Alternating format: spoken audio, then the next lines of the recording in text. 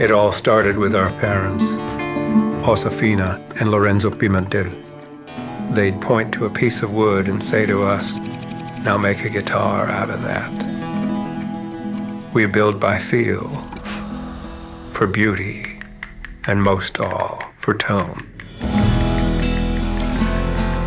Coaxing the right sounds out of different woods, finding its soul, that's our family's secret.